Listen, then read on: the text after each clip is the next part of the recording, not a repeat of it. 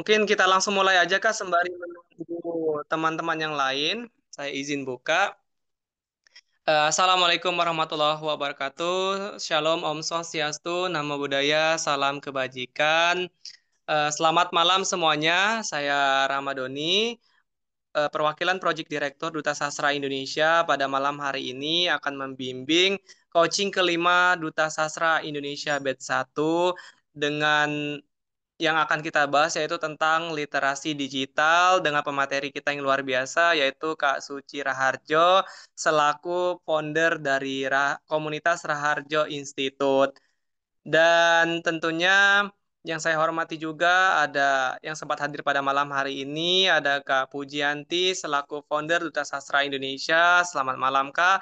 Dan yang saya selalu banggakan yaitu teman-teman Duta Sastra Indonesia Batch 1 tahun 2025. Untuk pertama-tama kita ucapkan basmalah supaya kegiatan kita pada malam hari ini lancar dan saya harapkan teman-teman aktif dan on cam, jangan lupa dipakai selempangnya. Dengarkan materi yang disampaikan oleh Kak Suci supaya kita mendapatkan ilmu sebagai bekal kita untuk menjalankan tugas sebagai Duta Sastra Indonesia yang berkecimpung di literasi. Untuk itu, pertama-tama kita dengarkan dahulu sambutan dari Kak Pujianti. Pada Kak Puji, waktu dan layar dipersilakan. Oke, halo, ada suaranya nggak? Ada Kak. Oke. Ada, Ya, Kak. terima kasih Kak Doni ya, selaku proyek direktur kita. Assalamualaikum warahmatullahi wabarakatuh. Salam Waalaikumsalam swastiastu, nama warahmatullahi budaya, kebajikan kepada semua. Alhamdulillah, alhamdulillah, la haula wala quwata illa billah, Allahumma shalli wa sallim wa barik ala Muhammad.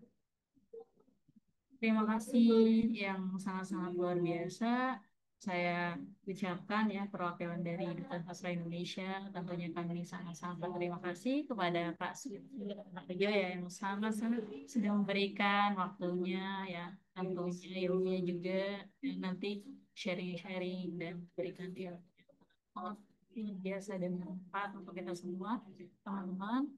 Ini beliau sangat luar biasa sekali. Jadi jangan sampai kalian sia-siakan pada malam hari ini ya. Silakan tanyakan apapun ya. Karena ini daging banget ya nanti yang akan disampaikan oleh beliau.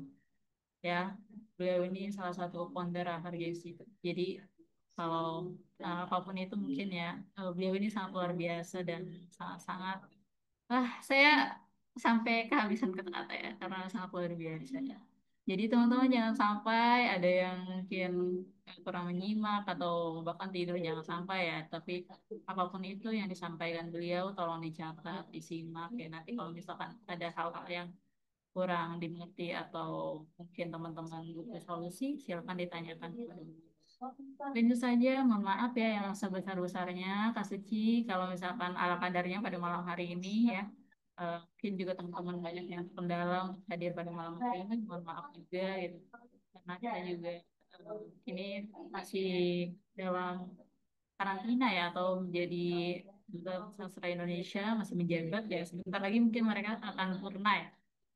Ya, Duta Sastra Indonesia batch 1 akan purna sebentar lagi. Jadi mohon arahan, mohon bimbingan dan tolong ini aja apa ya, bukan sentil atau apa, kalau misalkan diem aja ya silakan ngomelin saja, silakan bimbing ya teman-teman Duta Sastra Indonesia. Yang mungkin itu saja yang bisa saya sampaikan. Kurang lebihnya mohon maaf. Assalamualaikum warahmatullahi wabarakatuh. Waalaikumsalam warahmatullahi wabarakatuh. Terima kasih Mbak Puji atas sambutan yang luar biasa. Sebelum itu saya reminderkan lagi untuk Duta Sastra Indonesia, jika tidak ada halangan silakan on cam dan jangan lupa memakai selempang Duta Sastra Indonesianya.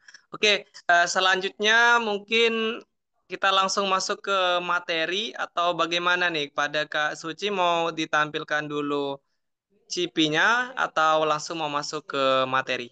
Nanti saya perkenalan sendiri nggak apa-apa. Oke, untuk itu mungkin kita langsung ya, sebentar. Kita langsung masuk ke materi coaching kelima kita pada hari ini dengan pemateri kita Kak Suci Raharjo dengan tema pentingnya literasi digital bagi generasi masa kini. Nah, teman-teman diharapkan untuk mendengarkan dengan baik materi yang akan disampaikan oleh Kak Suci. Kepada Kak Suci, waktu dan layar dipersilakan untuk memaparkan materi. Baik, Bismillahirrahmanirrahim. Assalamualaikum warahmatullahi wabarakatuh. Selamat malam, salam sejahtera bagi kita semua. Shalom, Om Swastiastu, Namo Buddhaya, salam kebajikan. Puji syukur kehadirat Allah Subhanahu wa Ta'ala karena atas nikmat dan anugerah serta izinnya kita bisa bersama-sama bertatap muka ya, walaupun yang tatap muka cuma 4 orang nih, yang lainnya hidden kamera ya. Ya, tapi mudah-mudahan karena satu dan lain hal ya, bukan karena males-malesan atau ogah-ogahan. Ya, alhamdulillah ada yang buka kamera lagi. Makasih Kak Muhammad Ari Ansyar. Ah, ya atas nikmat Allah Subhanahu wa taala kita bisa bersama-sama walaupun hanya via Zoom meeting gitu ya. Tapi mudah-mudahan tidak mengurangi esensi dari apa yang nanti akan kami sampaikan. Selanjutnya, terima kasih yang sebesar-besarnya untuk Kak Puji selaku founder Duta Sastra Indonesia yang telah berkenan mengundang kami untuk sharing pada malam hari ini dan juga untuk sahabat lama saya yang menjadi moderator pada malam hari ini, Kak Doni. Apa kabar Kak Doni? Udah lama nggak bersua nih. Kebetulan Kak Doni ini salah satu pengurus dari Raharjo Institute ya di 2024 ya, 2024 2025 gitu ya, yang baru purna kemarin di Februari 2025. Baik, teman-teman semua, saya izin share screen ya. Untuk malam hari ini juga saya live di TikTok teman-teman. Jadi nanti selain komunikasi ke Zoom juga kemungkinan saya juga akan menyapa teman-teman saya yang ada di TikTok nih biar bisa dua arah gitu ya. Dan harapannya nanti tidak hanya satu arah dari saya menyampaikan apa yang ada di slide, tapi juga kita bisa berdiskusi lebih dalam dan lebih jauh terkait literasi digital ini. Sebelum kita mulai, saya izin memperkenalkan diri terlebih dahulu. Nama saya Suci Raharjo. Teman-teman bisa panggil saya Kak Suci atau ada beberapa teman dekat saya manggil saya Bejo. Boleh panggil Suci atau Bejo, tapi asal jangan dipanggil Mbak atau Ibu ya. Kakak saja. Terus saya kelahiran 35 tahun yang lalu, tepatnya di Bekasi 21 Juni 90. Sehari-hari saya tinggal di Bekasi, di perumahan The Palem Residen, Blok C18 nomor 2, Sri Amur, Kampung Utara, Bekasi. Agama Islam, status pernikahan sudah menikah dengan satu orang istri dan dua orang anak. Jangan dibalik ya teman-teman, nanti repot, saya belum siap juga kalau dibalik. Terus sehari-hari profesi selain tadi yang sudah disampaikan oleh Kak Doni, saya juga di luar itu mendirikan Raharjo Institute, sebuah komunitas yang bergerak di bidang pengembangan dan pemberdayaan diri serta pendidikan integritas dan anti korupsi yang alhamdulillah sudah jalan tahun ke-6 di tahun ini didirikan sejak 02 2020. Tanggal cantik yang bisa didapat 1000 tahun sekali ya. Di 2 Februari 2020 alhamdulillah sudah jalan tahun ke-5 di tahun ini. Dan Kak Doni tadi salah satu pengurus dari periode sebelumnya. Terima kasih banyak loh Kak Doni kerja-kerja kerasnya di Radio Institute. Sehari-hari teman-teman selain mendirikan Raharjo Institute bergerak di bidang komunitas gitu ya, saya juga profesi sebagai pegawai negeri sipil, ya, PNS ya kalau teman-teman tahu, ASN. Mungkin di sini ada beberapa yang guru tadi ya katanya ya, mungkin guru ASN juga atau guru PNS atau P3K gitu ya. Saya juga PNS, pegawai negeri sipil di Komisi Pemberantasan Korupsi teman-teman.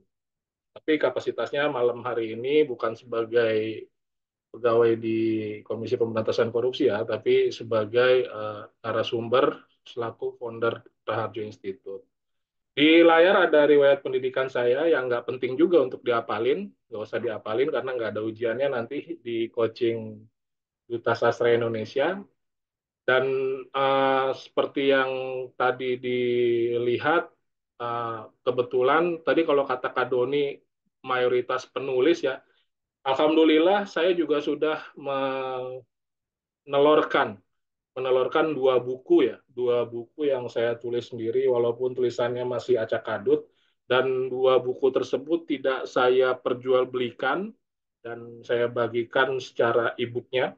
Dicetak, cetakannya cuma edisi terbatas, hanya dibagi ke beberapa orang dan beberapa instansi saja, tapi ada e-booknya yang dengan senang hati saya bagikan. Mungkin nanti saya akan share ke Kak Doni ya untuk dibagikan ke teman-teman di Duta Sastra buat dibaca-baca. Walaupun mungkin masih jauh ya, karena saya juga bukan penulis, cuma iseng aja nulis semata-mata untuk meninggalkan warisan ke anak-anak saya, karena usia nggak ada yang tahu ya, gitu ya.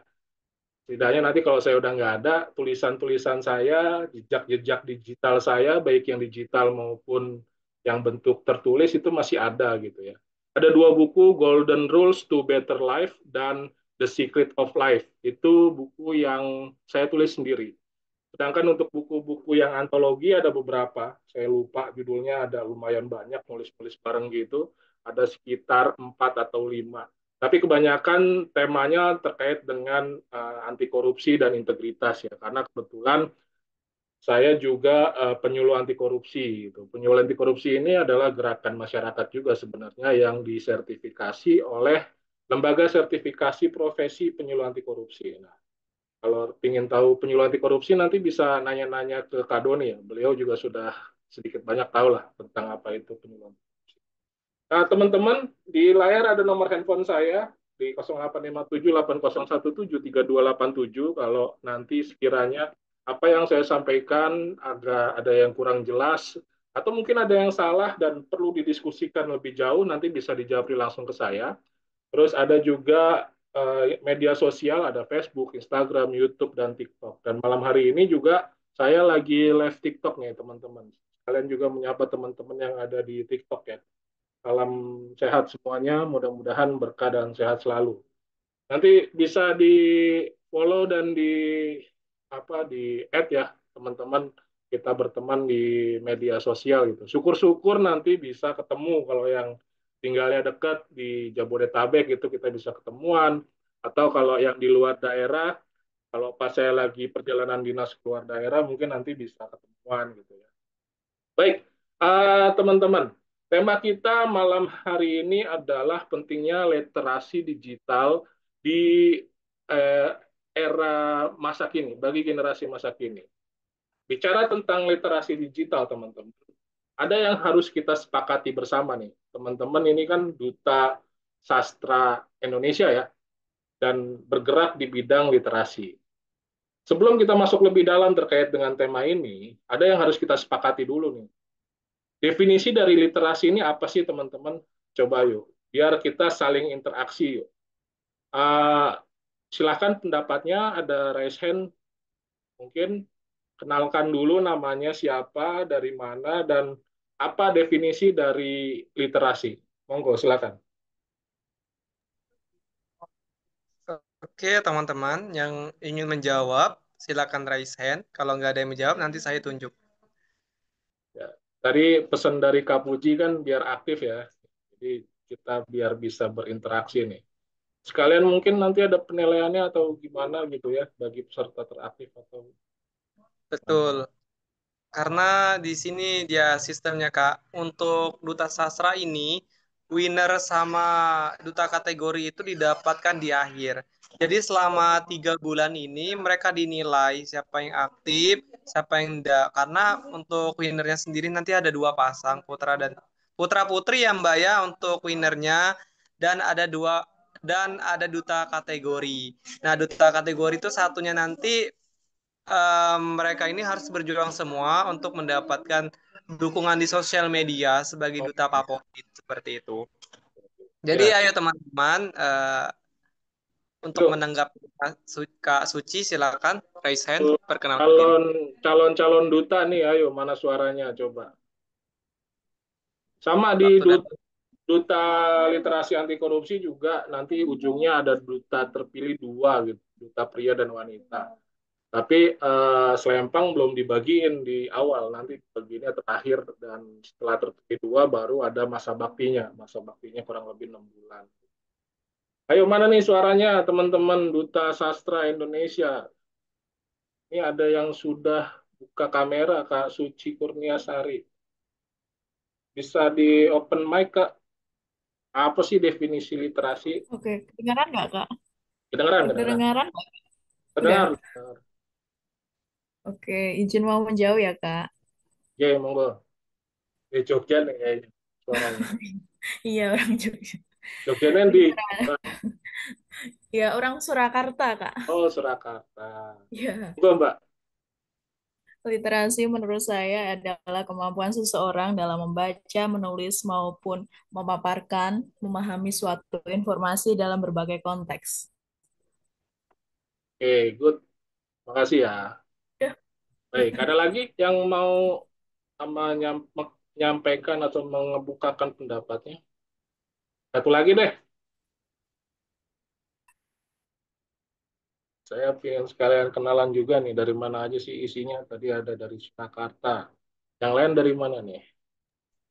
mungkin bisa yang cowok, Kak. Bisa Monggo mungkin ke ditunjuk Ansar. Kak. Nih. Silakan. Kak Aryan Ansar mungkin bisa memberikan tanggapannya. Halo, Kak. Masih adakah Kak Muhammad Ari Ansar dari Gorontalo? Wah, jauh. Bisa memberikan speechless-nya tentang literasi.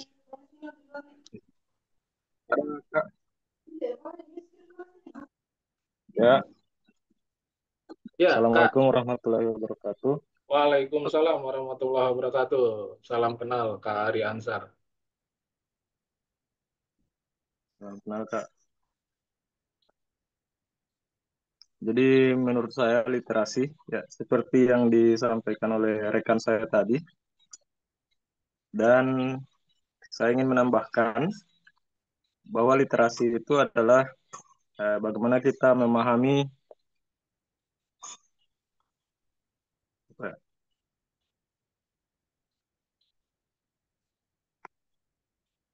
halo, tes, Ya, kedengaran Kak suaranya Kak. Monggo Kak. Bagaimana kita memahami? ya,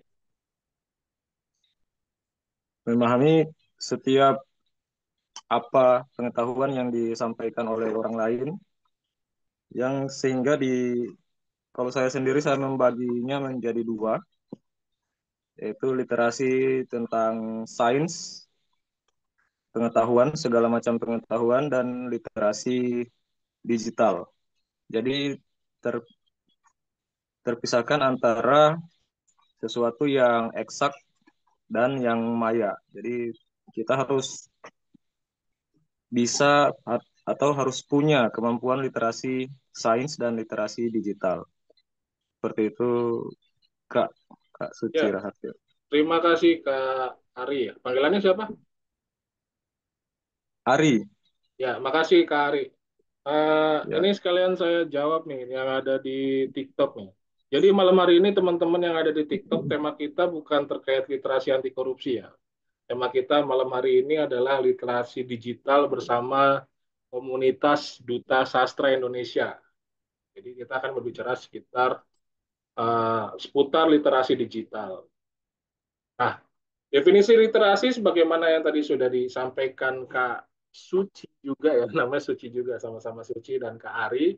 Ya kurang lebih artinya adalah seperangkat keterampilan atau kemampuan yang diperlukan oleh setiap individu untuk apa? Untuk membaca, menulis, berpikir kritis, dan satu lagi yang paling terpenting adalah memecahkan suatu masalah di dalam kehidupan sehari-hari. Ini untuk seluruhnya, tidak hanya bicara tentang baca tulis gitu ya, angka-angka, sains, tapi juga menyangkut keseluruhan dari kehidupan kita sehari-hari gitu ya. Termasuk adalah di era saat ini digital gitu ya, yang orang bayi gitu ya baru melek itu udah megang handphone gitu. Kalau ingat kita dulu, mungkin ada yang seumuran saya atau di bawah saya, generasi-generasi milenial gitu ya. Saya baru megang handphone itu pertama kali di usia SMA gitu. Tapi sekarang saya punya anak dua, SD itu udah ngertian dia, download-download game, main game gitu ya, udah pahaman dia. Ya itulah uh, digitalisasi saat ini gitu. Orang melek sudah kenal digital. Nah, lalu dengan kondisi yang seperti itu, penting banget nih namanya literasi digital. Apa sih literasi digital? Literasi digital adalah tadi kemampuan untuk menggunakan media-media digital. Dengan apa? Dengan beretika dan penuh tanggung jawab untuk memperoleh informasi dan berkomunikasi. Tujuannya tadi untuk mendapatkan informasi, yang kedua untuk komunikasi. Terus definisi lain dari literasi digital adalah suatu kemampuan dan kemampuan seseorang untuk memahami dan memanfaatkan informasi dan teknologi digital. Sekali lagi tadi tujuannya untuk memperoleh informasi, berkomunikasi, dan yang terakhir adalah memanfaatkan informasi tersebut. Gitu ya. Contohnya apa sih literasi digital? Contohnya adalah yang kita lakukan pada saat ini gitu. Kita pertemuan tatap muka melalui Zoom meeting. Proses belajar mengajar dilakukan melalui Zoom meeting dan juga saya sedang live TikTok gitu ya. Ini salah satu literasi digital yang mau nggak mau kita harus mau untuk beradaptasi dengan semua ini gitu ya. Sekarang siapa coba di antara di sini yang nggak punya email gitu? Nah, kan nggak mungkin gitu ya. Atau siapa yang nggak menggunakan handphone? Atau siapa yang handphonenya masih adanya hanya SMS tapi nggak ada WhatsApp-nya gitu? Atau siapa di sini yang belum pernah membaca e-book? Nah, pasti sudah pernah semua gitu kan. Mau nggak mau kita dipaksakan dengan kondisi digitalisasi yang ada saat ini. Ini kondisi saat ini. Nah, ada sebuah penelitian teman-teman yang penelitian ini sampai dengan 2022 gitu ya. Indeks keberadaan digital, Digital Civility Index Indonesia. Dari data tersebut diketahui bahwa jumlah pengguna internet di Indonesia pada tahun 2021 sampai dengan 2002 sebesar 77,2%. Ini di tahun 2002, teman-teman. Kalau misalkan kita pakai data yang tahun ini, mungkin bisa jadi sudah di atas 90%. Sisanya 10% itu yang tinggal di pelosok-pelosok, di pedalaman, yang listrik pun dia nggak ada. Selama dia masih ada listrik, selama dia masih ada jaringan, pasti internet digunakan. Terus yang kedua temuannya adalah pengguna internet di generasi muda ini 99%. Bayangin teman-teman, jumlahnya 99%. Ini di tahun 2002 ya. 99% usia 13 sampai dengan 18 tahun. Ini 99% luar biasa. Nah, temuan yang ketiga menunjukkan tingkat keberadaan pengguna internet atau netizen. Nah, ini kata-kata yang sering kita dengar ya, netizen yang budiman gitu ya. Netizen sepanjang 2020 Indonesia berada peringkat ke-29 dari 32 negara se-Asia Tenggara. Jadi kalau ranking 1 sampai 32 gitu ya, ini ada yang guru di sini ya. Di kelas ada 32 murid, kira-kira Indonesia itu ranking 29 lah gitu ya. Bayangin sendiri aja itu jeleknya seperti apa. Ya itulah kondisi nyata dari penelitian ini. Nah, ini menggambarkan bahwa perilaku berselancar di dunia maya atau dunia digital, media sosial, termasuk resiko penyebaran berita bohong, ujaran kebencian, diskriminasi, bullying, pornografi, dan lain-lain ini terjadi di dunia maya atau dunia digital. Nah, oleh sebab itu, pentingnya literasi digital yang harus kita pahami bersama. Tidak hanya dipahami, tapi juga diterapkan dalam kehidupan sehari-hari. Nah, efeknya apa teman-teman? Mungkin teman-teman tahu ya, isi dulu deh. Mungkin teman-teman tahu kemarin di Jabodetabek terutama, dan ini juga terjadi di beberapa kabupaten kota di Indonesia, ada demo besar-besaran di tanggal 25 sampai dengan awal September gitu ya. Bahkan sampai ada kerusuhan, rame di media sosial, rumah anggota DPR, Mas Syahroni, terus Nafa Ubah, Eko Patrio itu dijarah gitu ya, diambil-ambilin. Bahkan rumah Menteri Keuangan juga dijarah. Terus fasilitas sosial dibakar-bakarin. Pemicu dari semua kejadian tersebut ternyata adalah media sosial, teman-teman. Kenapa itu bisa cepat sekali terprovokasi, cepat sekali menyebar, cepat sekali uh, apa namanya terjadi di berbagai daerah, itu karena penyebaran melalui media sosial. Buktinya adalah saat ini di Tipit Cyber, tindak pidana cyber, ya, ini direktorat tersendiri di bawah Baris Krim Mabes Polri, Badan Reserse dan Kriminal Polri ya, ini menetapkan 7 orang tersangka. Yang mana 7 orang tersangka ini adalah diduga sebagai provokator, bukan dalang ya, tapi ini provokator. Provokator dari kerusuhan yang terjadi di tanggal 25 sampai 30 Agustus. Ada pria juga, ada wanita juga, usianya beragam dari 20 tahun sampai dengan 39 tahun, dan rata-rata ini bermain di media sosial Instagram ataupun TikTok gitu ya. Ada beberapa juga yang Facebook. Yang isinya ini provokatif gitu ya.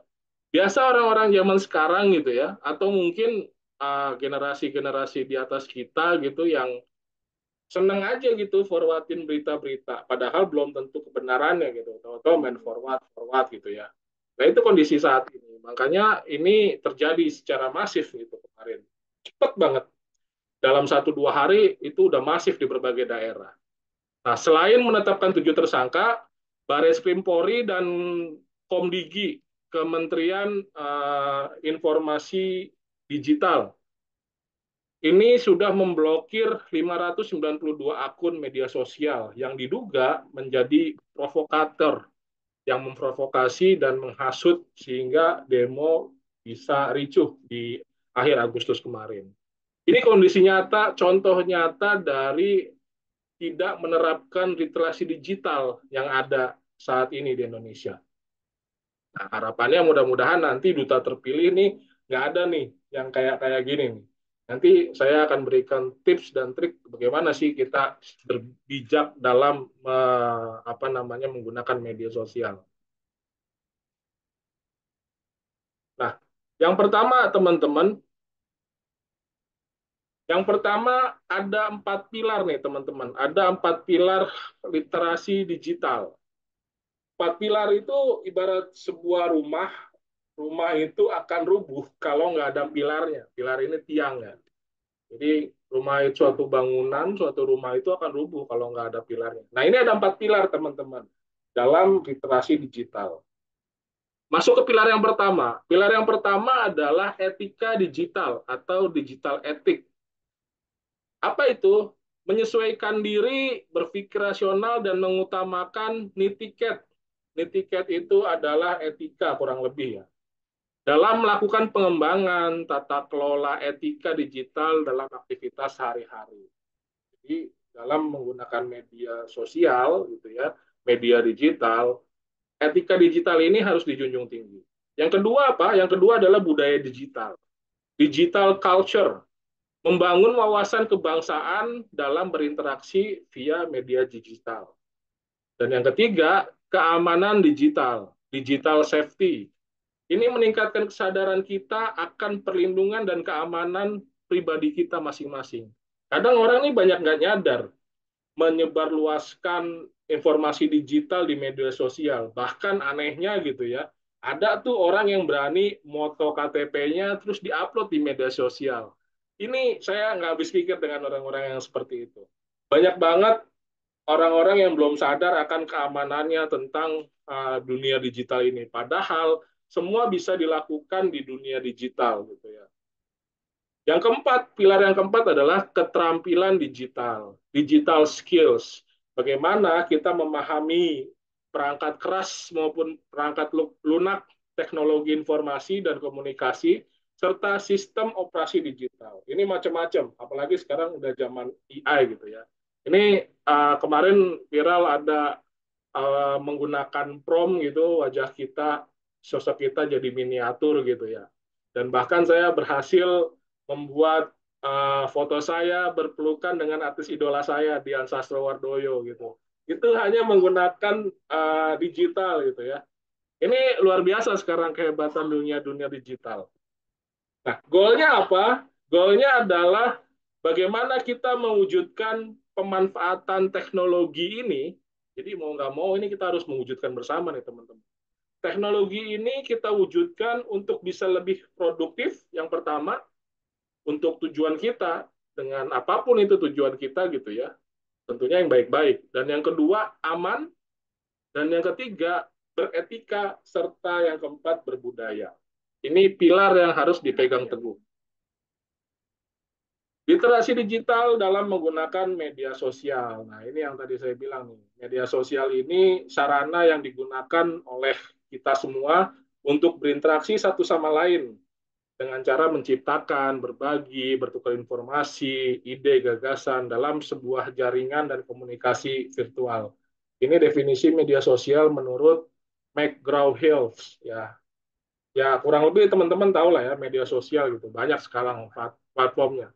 Saat ini yang saya pakai, saya sendiri aja pakai itu Instagram, Facebook, dan TikTok gitu ya. Kalau Twitter saya nggak pernah pakai dari dulu. Dulu pernah bikin tapi nggak pernah diaktifkan. Nah, ini kita harus mampu nih melihat bagaimana kita beradaptasi, menangani, dan mampu menafsirkan serta berkomunikasi efektif di dunia digital itu. Ya, terus selanjutnya kecakapan digital identik dengan kemampuan kita berinternet cerdas, tidak memberikan informasi data pribadi, tidak mengakses situs web yang nggak pantas, karena datanya kerikot loh. Misalkan kita mengakses website porno gitu ya, atau dark web, itu akan keakses, ketahuan kita di mana titik kita, apa yang kita akses, jejak digitalnya itu nggak akan bisa hilang. Ya, ini yang harus kita perhatikan baik-baik. Selanjutnya, literasi digital dalam bermedia sosial. Yang pertama, teman-teman pastikan menggunakan media sosial untuk hal yang positif. Yang kedua, memilah informasi yang diperoleh dari media sosial. Yang ketiga, tidak memberitahu identitas pribadi di media sosial. Makanya TikTok saya tuh namanya Bejo Gembul gitu ya, bukan nama asli saya. Ada beberapa, jadi sebenarnya media sosial ini adalah second layer dari diri kita gitu ya. Kita mau menampilkan seperti apa sih kita di media sosial, branding kita mau dibuat seperti apa, personal branding kita di media sosial. Nah, ini yang harus kita rumuskan dengan baik dan kita terapkan dengan baik. Terus selanjutnya yang keempat, jangan mudah percaya dengan orang yang baru dikenal lewat media sosial. Ini penting banget nih. Banyak banget yang ketipu. Bahkan sampai udah habis ratusan juta gitu ya. Sampai mau nikah nggak jadi gitu. Dikira si calonnya ini adalah tentara atau polisi gitu. Padahal tentara polisi gadungan ini banyak banget teman-teman. Tapi ada juga sih yang memang dia kenalan dari media sosial terus sampai berakhir ke jenjang nikah emang ada. Tapi persentase jumlahnya lebih sedikit. Tentunya yang berhasil sampai dengan nikah gitu atau sampai dengan jadi teman dekat itu benar-benar diteliti dahulu gitu ya, nggak langsung percaya aja. Dan yang kelima, ini yang paling penting nih, yang banyak banget orang main share-share aja yang tadi saya bilang di awal. Thinking before posting and sharing. Jadi kita berpikir dulu nih, kita cek dulu benar nggak sih informasinya, akurat nggak informasinya, up to date nggak informasinya. Kalau istilah di keamanannya itu A1 nggak nih informasinya. Kalau sekiranya A1, baru dilihat penting nggak sih ini untuk kita share. Ketika penting baru di-share. Walaupun sudah informasinya valid, benar, A1 gitu ya. Tapi kalau nggak penting ya udah nggak usah di-share. Terus selanjutnya yang keenam, tidak melakukan cyberbullying. Nah, ini banyak banget teman-teman. Ini saya temukan langsung Kebetulan teman-teman sedikit cerita, saya baru mengaktifkan TikTok kurang lebih 2 bulan yang lalu gitu ya. Kurang lebih 2 bulan yang lalu. Beberapa kali TikTok konten yang saya buat itu FYP. FYP sampai ratusan ribu teman-teman. Dan komentarnya nauzubillah min dzalik. Itu julid-julid banget. Terutama waktu ada saya bikin konten terkait dengan ternyata anak dari Lisa Mariana bukan anak dari Ridwan Kamil. Nah, ini cyberbullying terhadap Lisa Mariana ini terjadi di komentar TikTok yang saya buat. Teman-teman kalau nggak percaya silahkan kunjungi TikTok saya. Nanti cari konten yang judulnya anak Lisa Mariana ternyata bukan anak dari Ridwan Kamil. Itu komentarnya nauzubillah min zalik. Pedas, tajam-tajam, bahkan mengarah kepada cyberbullying. Ada yang ngatain dugong lah, ada yang ngatain anak rame-rame lah, macam-macam pokoknya. Nah, ini harapannya tidak dilakukan oleh kita nih, yang paham akan literasi digital. Selanjutnya, yang ketujuh adalah perlu adanya batasan waktu dalam bermedia sosial. Jangan sampai kita terbawa arus. 1 kali 24 jam kita bermedia sosial. Lupa dengan kehidupan nyata. Kita juga punya kehidupan nyata. Media sosial hanya second layer dari kehidupan kita gitu. Yang porsinya ini ada masing-masing. Tentunya nanti mempertimbangkan mana yang penting, mana yang harus didahulukan, mana yang tidak gitu ya. Dan intinya kita yang mengatur media sosial, bukan media sosial yang mengatur kita. Terus selanjutnya, nah manfaat literasi digital apa sih? Yang pertama, memudah mencari, memahami informasi dan menambah wawasan tanpa terkendala jarak. Bayangkan, saya ngomong saat ini di Bekasi, terdengar tadi di Surakarta, dan terdengar tadi oleh Kak Ari yang jauh di sana gitu ya. Bayangkan, saya ngomong di Bekasi tapi informasinya udah kemana-mana, sekeliling Indonesia. Mungkin karena beberapa teman-teman di sini tadi nggak jawab gitu ya. Mungkin kalau misalkan jawab, bisa jadi ini ada yang di ujung Papua, ada yang di ujung Aceh gitu ya. Ada yang di mana, ini bisa tersebar di seantero jagat. Bahkan kalau misalkan ada teman yang dari luar negeri, bisa kesebar juga ke luar negeri, gitu ya, ke dunia manapun dengan hanya berhadapan dengan Zoom meeting. Ini luar biasa sekali. Terus selanjutnya yang kedua, meningkatkan kemampuan berpikir kritis. Tadi kita harus berpikir kritis nih. Mana yang pantas, mana yang nggak pantas. Bener nggak sih ini kontennya? Atau jangan-jangan ini editan? Atau jangan-jangan ini fitnah gitu ya. Terus selanjutnya menambah penguasaan kosakata dan kemampuan verbal. Nih, jadi kita bisa menambah kosakata bahasa kita serta kemampuan verbal kita. Terus selanjutnya meningkatkan daya fokus dan konsentrasi. Jadi kita bisa lebih ingat apa tadi ya gitu ya. Terus menambah jejaring sosial dan pertemanan. Jadi nambah banyak teman.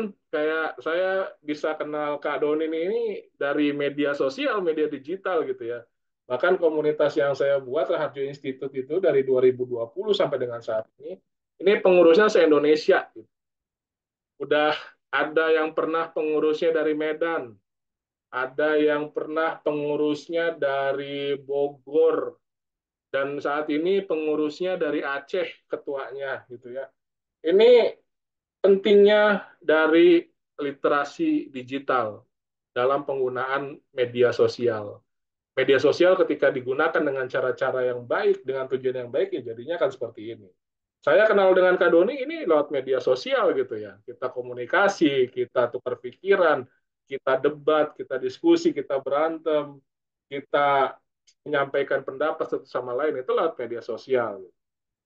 Nah, yang terakhir adalah untuk wadah mengekspresikan diri dan mengembangkan kreativitas. Ini bisa dibuat sekreatif mungkin media sosial ini. Contohnya yang digunakan, yang langkah yang diambil oleh Kak Puji ini dengan membuat program duta apa tadi namanya, duta sastra Indonesia gitu ya. Ini dibuat dengan memanfaatkan Kak Puji berhasil mengekspresikan diri dan mengembangkan kreativitasnya, membuat komunitas ini yang hanya dengan bermodalkan media sosial, gitu kan.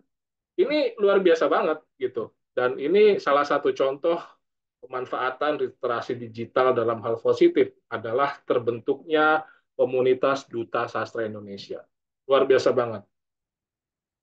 Nah, selanjutnya, dan ini sepertinya yang terakhir teman-teman, tips bagaimana sih menghadapi teknologi digitalisasi saat ini? Sebagaimana yang tadi saya sudah sampaikan bahwa ketika kita dari brojol sampai dengan apa namanya sampai dengan saat ini gitu bahkan nanti sampai dengan mati itu kita eh, apa namanya sudah dihadapkan dengan media sosial, dengan digital, dengan handphone. Belum lagi nanti nggak tahu 10 tahun, 20 tahun atau bahkan 30 tahun ke depan.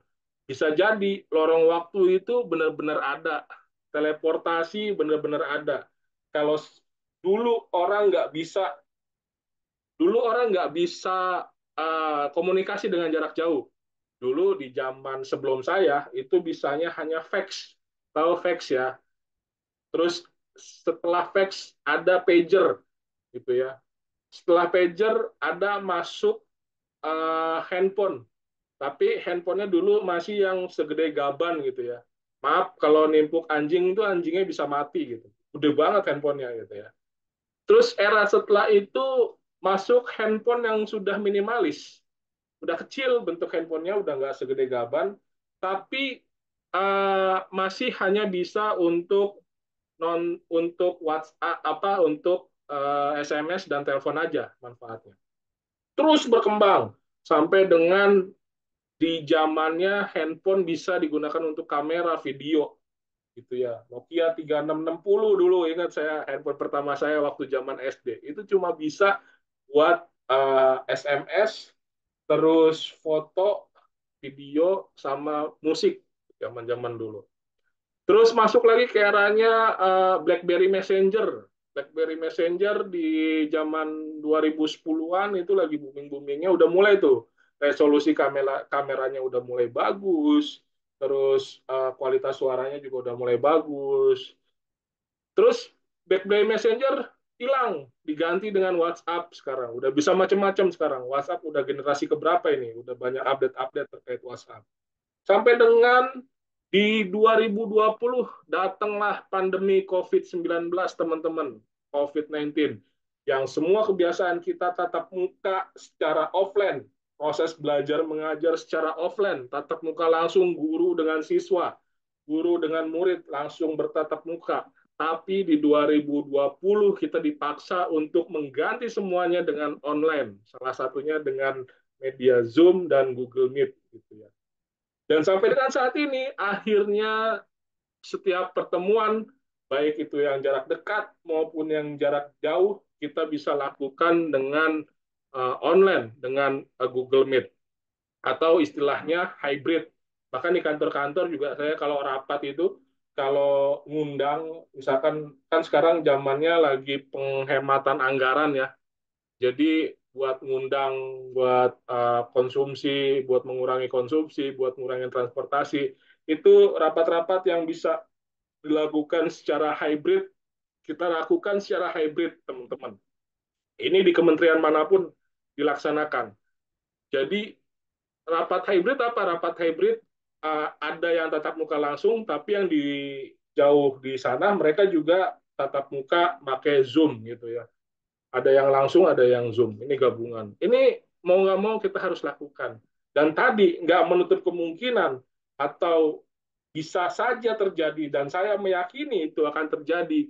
Ke depan era modernisasi, era digitalisasi semakin bertambah. Pengembangan teknologi semakin bertambah. Saat ini sudah ada AI, udah bisa bikin apapun yang kita inginkan, bikin video siapapun. Bahkan tadi saya cerita, saya berhasil pelukan dengan Dian Sastrowardoyo gitu ya. Itu hanya dengan bermodalkan AI, teman-teman. Dan saya meyakini 10 tahun, 20 tahun atau 30 tahun ke depan teleportasi akan ada, teman-teman. Teleportasi apa? Berpindah dari suatu tempat ke tempat lain hanya dengan menggunakan digital. Mungkin saja bisa terjadi. Apakah mungkin? Mungkin saja. Orang zaman dulu nggak pernah ngebayangin tuh namanya kita bisa terbang. Tapi kita sekarang bisa terbang, bahkan bisa keluar angkasa. Dan dulu orang nggak pernah bayangin kita bisa nelpon orang, bisa ngelihat orang dari jarak jauh seperti ini, bisa ngobrol dari jarak jauh seperti ini. Tapi sekarang bisa. Nah, saat ini orang nggak ngebayangin nih, kita bisa berpindah dari satu tempat ke tempat lain. Tapi ternyata 10 tahun ke depan, 20 tahun ke depan, atau 30 tahun ke depan, itu bisa terjadi. Dan kali ini pertama kalinya saya ngomong di kelas gitu ya, dan ini nanti direkam akan masuk ke YouTube saya. Ini akan menjadi bukti bahwa bisa jadi 10 tahun lagi, bisa jadi 20 tahun lagi, atau 30 tahun lagi ini terjadi teleportasi itu. Dan entah ketika itu terjadi saya masih hidup atau enggak gitu ya, atau mungkin nanti yang bisa menikmati anak-anak saya dan cucu-cucu saya gitu ke depan. Nggak ada yang tahu.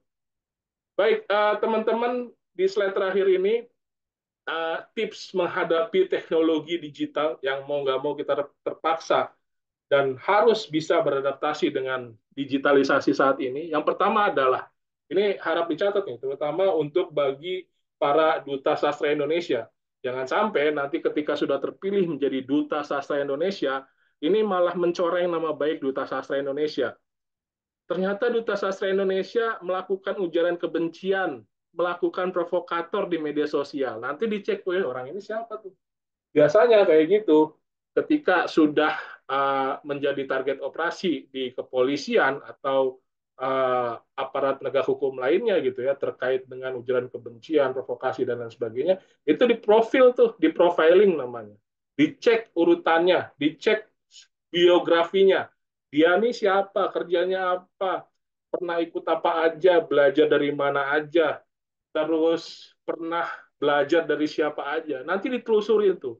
Nah, jangan sampai nanti Duta Sastra Indonesia ini melahirkan orang-orang yang menjadi provokator, yang nauzubillah min dzalik. Jangan sampai, apalagi ketangkep nanti. Akan dicek, ini lahir dari mana? Oh, lahir dari Duta Sastra Indonesia. Nauzubillah min dzalik. Makanya saya pesan satu. Yang pertama, pegang teguh etika, moral, dan peraturan yang berlaku.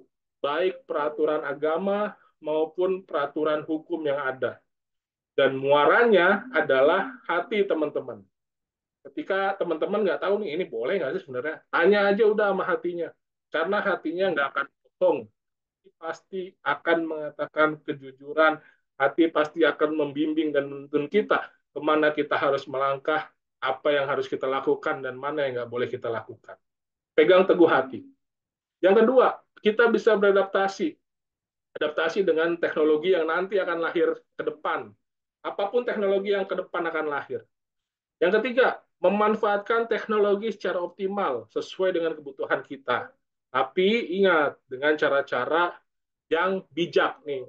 Nyambung ke yang keempat. Bijak dalam menggunakan teknologi.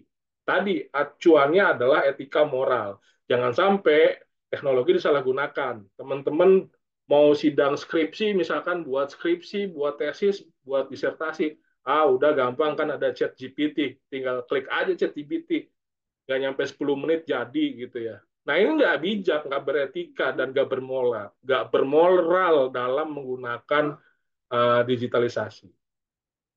Yang selanjutnya, dapatkan pendidikan di bidang teknologi. Nah, ini kita harus belajar juga nih, mau nggak mau kita nggak boleh nggak belajar. Karena kalau nanti kita nggak belajar, nah yang ada nanti kita ketinggalan zaman, teman.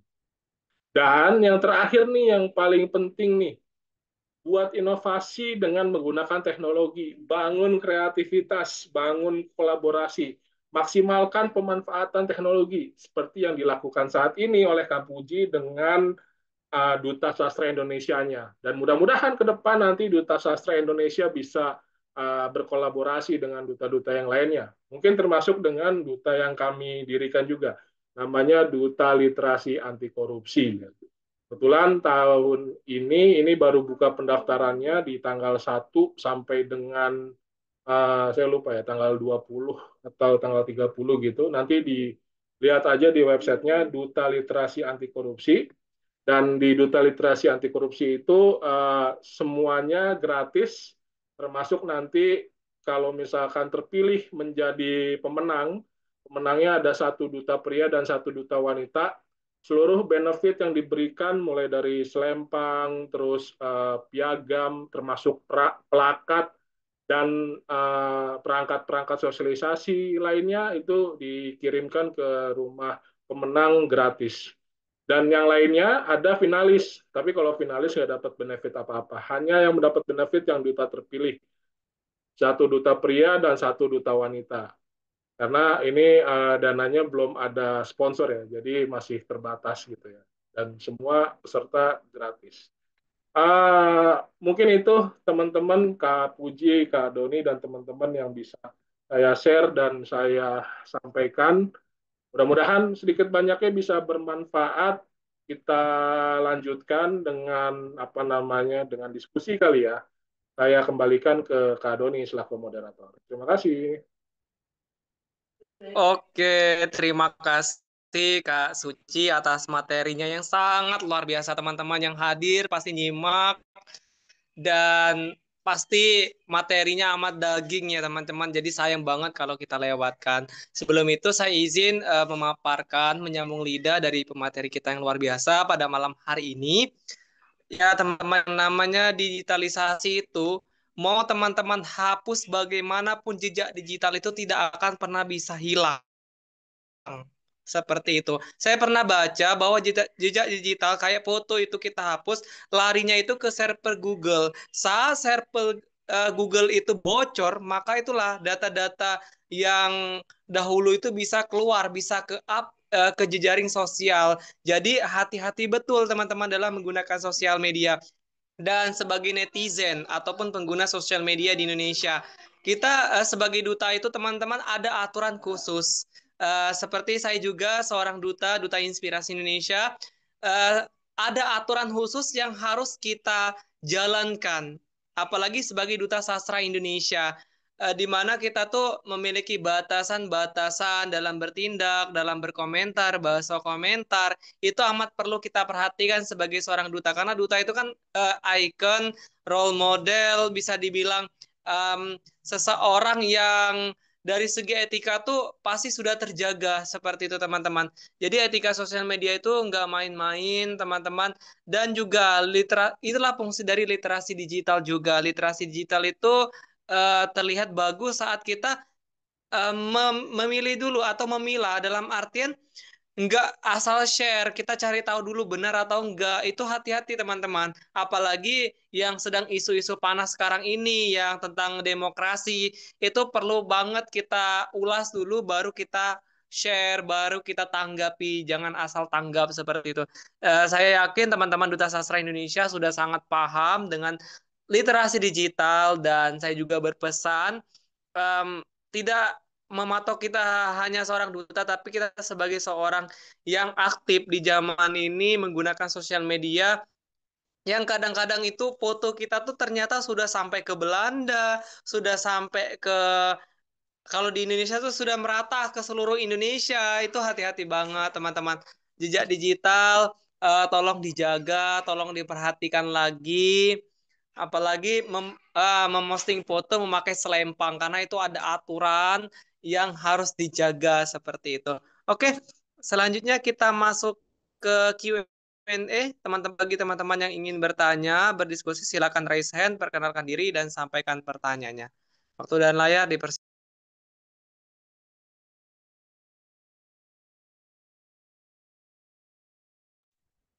Baik, teman-teman yang ingin bertanya atau menanggapi diskusi dari pemateri, silakan raise hand dan perkenalkan diri.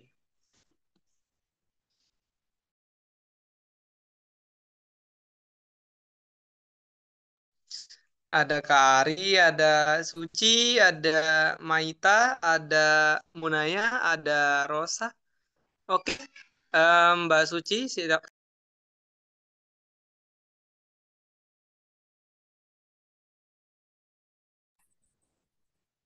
Oke, Kak. Izin mau bertanya, Kak. Oke, silakan. Bagaimana cara kita untuk terus eksis di dunia literasi digital di mana teknologi ini sebagai wadah untuk kita berekspresi, Kak?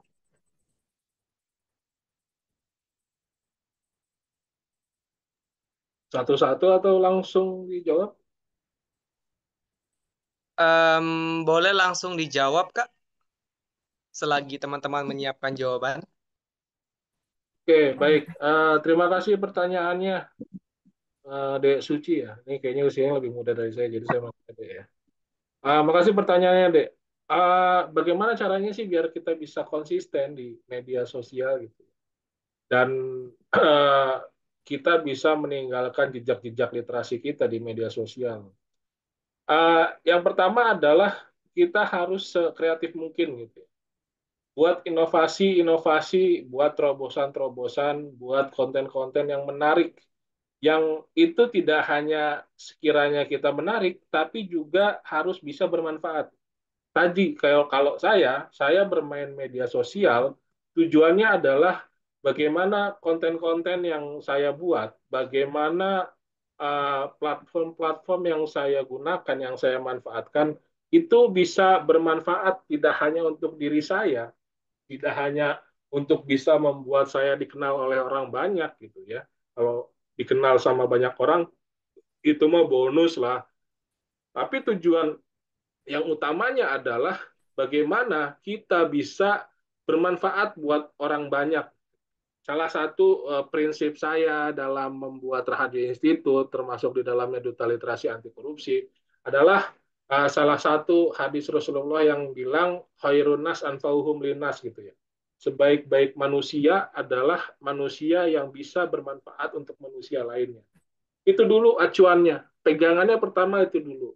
Kita pingin kita bisa bermanfaat untuk manusia lain.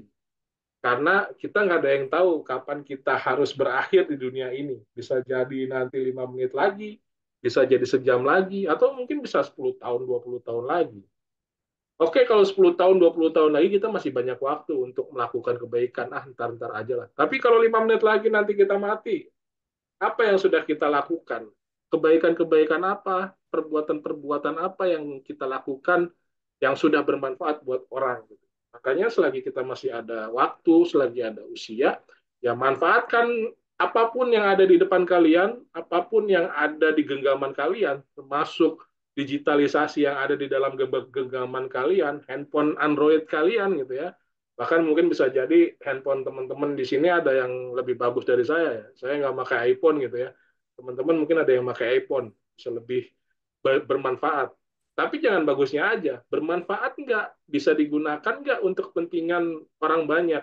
Bisa bermanfaat nggak buat orang banyak? Itu tujuannya. Baru nanti ketika sudah niatnya benar, niatnya tulus, dibarengi dengan kreativitas dan inovasi. Apapun, buat apapun. Tentunya tadi yang sesuai dengan etika, moral, peraturan perundang-undangan. Salah satunya dengan yang dibuat Kapuji nih, Duta Sastra Indonesia. Ini kan juga lahir dari ide tadi nih. Bagaimana sih bisa menyebarluaskan sastra secara lebih masif lagi? Saya yakin seperti itu tujuannya Kapuji gitu kan. Bagaimana sih melahirkan sastrawan sastrawati yang jauh lebih banyak dan bisa bermanfaat ke depan gitu ya. Tujuannya bukan hanya sekedar mencetak buku, bukan hanya sekedar jualan. Mungkin kalau hitung-hitungan jualan buku berapa sih apa namanya royalti dari penerbitan buku, nggak bisa buat makan kok. Cuma ketika kita nulis buku dan berhasil menerbitkan buku gitu ya, tadi ada yang bilang udah bukunya terbit di Gramedia. Coba deh, nanti mungkin ada yang bisa di-share di sini yang udah bukunya terbit di Gramedia. Omsetnya berapa sih dari royalti? Bisa nggak buat beli, nggak usah beli mobil deh, beli motor aja. Bisa nggak royaltinya buat beli itu? Nggak bisa, saya jamin. Cuma ada kesenangan tersendiri nih, ada suasana batin tersendiri ketika bisa kita meninggalkan jejak tulisan kita, dan tulisan itu ketika sudah kita mati, itu akan terus dibaca oleh generasi-generasi kita yang masih hidup. Dan ini kepuasan tersendiri yang nggak bisa digambarkan dengan kata-kata, nggak bisa diungkapkan dengan kata-kata. Itu suci ya. Jadi niatnya dulu lurusin terus dibarengi dengan inovasi dan kreativitas lainnya. Pasti nanti akan ada jalannya sendiri. Karena jalan masing-masing beda. Jalan saya beda, jalan Kapuji beda, jalan Suci beda, jalan Doni beda gitu. Masing-masing punya jalan sendiri dan akan menemukan jalannya sendiri. Yang penting landasan niatnya tadi, lurus dulu niatnya. Mungkin itu jawaban saya deh. Oke, apakah sudah dipahami? Ya, sudah, Kak. Oke, next kita lanjut lagi ya Kak. Ada Rosa Nur Ramadhani, Duta Inspirasi Duta Sastra Indonesia Aceh. Waktu dan layar dipersilakan.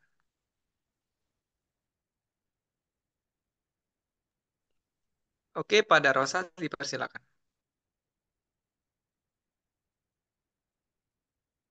Baik, Kak. Sebelumnya, izin perkenalkan nama saya Rosa Nur Ramadhani dari Aceh Tengah. Izinkan saya untuk bertanya, apa saja larangan dan pantangan di media sosial saat menggunakan selempang duta? Oke, kalau Selempang Duta ini lebih ke Kak Doni atau Kak Puji langsung nanti yang jawab ya. Tapi sedikit dari saya, berdasarkan pengalaman saya membuat dan menjalankan Duta Literasi Anti Korupsi, dan saat ini sudah jalan batch kedua gitu ya. Uh, yang pasti yang pertama, setiap orang yang menggunakan duta harus memegang teguh etika, moral, dan peraturan yang berlaku, baik itu aturan perundang-undangan maupun aturan agama dan aturan adat istiadat setempat gitu ya.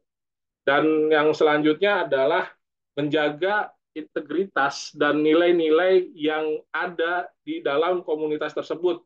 Dalam hal ini pastinya Duta Sastra Indonesia gitu.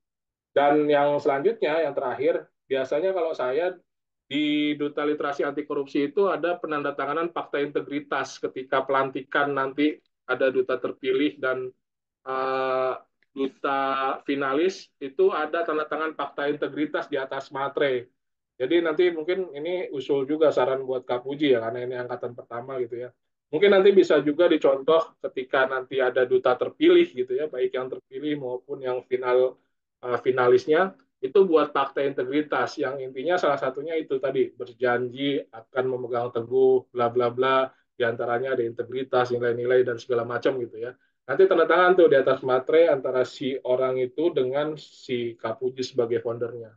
Nah, itu nanti teman di Kapuji dan Duta Sastra Indonesia bisa menggunakan dokumentasi itu, bisa menggunakan fakta integritas itu untuk menjadi pegangan. Takut-takut, nauzubillah min dzalik ya, jangan sampai lahir duta-duta ke depan nih, duta-duta yang nggak bisa memegang amanahnya gitu ya. Yang tadi saya bilang, ternyata dia provokasi di media sosial, ternyata dia ditangkap karena ujaran kebencian gitu. Nah itu dicek tuh, dari mana nih latar belakangnya. Dapatlah ketemu misalkan Duta Sastra Indonesia. Nah, ketika ketemu itu udah ada nih, oh ketika masuk ke Duta Sastra Indonesia, ini loh udah ada fakta integritas yang dia tanda tanganin di kita. Ini udah kita jaga, kita perkuat dengan fakta integritas. Tapi di luar itu dia mau melakukan aneh-aneh, ya udah itu pilihan masing-masing. Yang penting kita udah ngejaga dan udah ngikat dengan fakta integritas. Itu kalau dari saya. Nah, kalau dari Kak Puji dan Kak Doni, monggo tadi jawaban Rosa nih buat dijawab dari Aceh. Silakan. Oke, izin ya untuk menjelaskan semuanya Mbak Puji atau aku nih? Oke, terima kasih. Untuk selempang ya, karena mengingat saya juga seorang duta, selempang itu sebenarnya hak mutlak duta yang menjabat. Tetapi aturan, karena ada aturan dari yayasan ataupun komunitas yang menaungi seorang duta. Jadi alangkah baiknya pertama nih dari pose. Saat memakai selempang itu dilarang pose yang tidak mencerminkan kewibawaan. Teman-teman bisa searching bagaimana pose yang tidak pantas itu. Kedua, dari segi pakaian, ya. Karena duta itu teman-teman walaupun golongan pageant, tapi dia bukan miss, bukan putri-putrian. Jadi itu dari segi pakaian juga itu diperhatikan lagi, ya. Bagaimana seorang duta. Terus itu selempang itu sebagaimana aturan jangan nggak boleh dipegang tangan sebelah, nggak boleh digelawar-gelewerkan itu teman-teman ya. Terus itu tolong dijaga, jangan sampai rusak ya selempang itu. Jadi memakainya itu, mencontohkannya itu ya teman-teman pasti tahu bagaimana nyamannya memakai selempang itu. Karena apa teman-teman? Saya dulu waktu saya menjabat sebagai Duta Literasi Indonesia batch 1 2023, saya itu kan baru banget terjun. Saya nggak ngerti ya teman-teman bagaimana yang namanya duta. Ya bagaimana ya anak baru tamat SMA waktu itu yang masih bocah-bocahnya betul, belum pernah join organisasi apapun, baik di sekolah maupun di luar sekolah seperti itu. Alhasil saya ditegur oleh seorang duta seperti itu, teman saya sendiri, karena pose. Jadi eh, nggak dibenarkan ya teman-teman, saat kita pakai selempang itu pose kita tuh kayak maaf tuh ngangkat tangan yang kayak mau nari dan sebagainya, itu nggak boleh. Jadi harus ada pose wibawa. Saya contohkan di sini ada fotonya Maita. Nah, seperti itulah teman-teman saat teman-teman memakai selempang dan berfoto. Boleh gaya duduk seperti itu ataupun berjalan itu boleh banget. Nanti teman-teman bisa nyari referensinya seperti itu. Apalagi kayak Rosa ya sudah langsung terkenal nih di Aceh ya, langsung diliput oleh portal-portal berita di Aceh. Itu luar biasa loh teman-teman. Jadi nggak sembarangan lagi, di daerah Rosa sendiri dan teman-teman semuanya akan dikenal. Ya, jejak digital itu nggak bisa dibohongi. Kelak, jejak digital itu akan muncul kembali. Misal, kami nggak tahu nih teman-temannya, entah di hari esok menjadi seorang kepala daerah dan sebagainya. Kita nggak pernah tahu menjadi seorang dosen, dokter, dan sebagainya. Nanti saat teman-teman terkenal, akan dikulik lagi. Jejak digitalnya orang ini apa ya di masa lalu. Muncullah nanti dicari. Oh iya, dia nih duta ternyata. Nah itulah teman-teman. Kayak kasus ya maaf, ini agak ya, sensitif. Kayak Syahroni ya, ketua DPR kita. Itu muncul teman-teman jejak digitalnya. Agak lucu, tapi kita nggak usah bahas ya seperti itu. Nah itu teman-teman, jadi apa?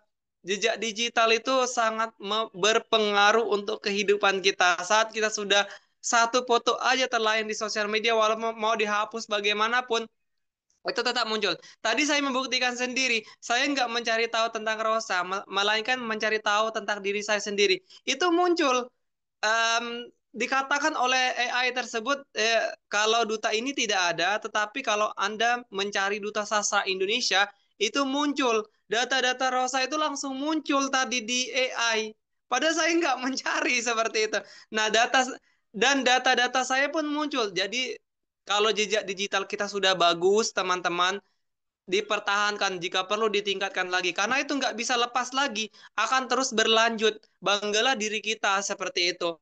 Dan tentunya menyinggung soal selempang tadi, iya, pakailah sesuai kaidah. Nanti teman-teman bisa mencari bagaimana memakai selempang duta ataupun miss ataupun putri yang bagus seperti itu.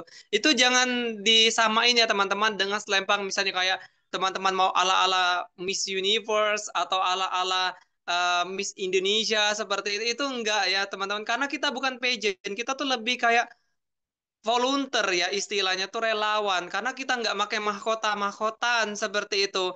Beda kalau kita pakai mahkota-mahkotaan, itu lebih kayak mengedepankan beauty daripada dedikasi kita seperti itu teman-teman. Jadi mohon teman, baik duta laki-laki maupun duta em, wanita, pakai selempangnya itu di apa, diselempangkan di badan, bukan dipegang di tangan, apalagi di tengah keramaian teman-teman.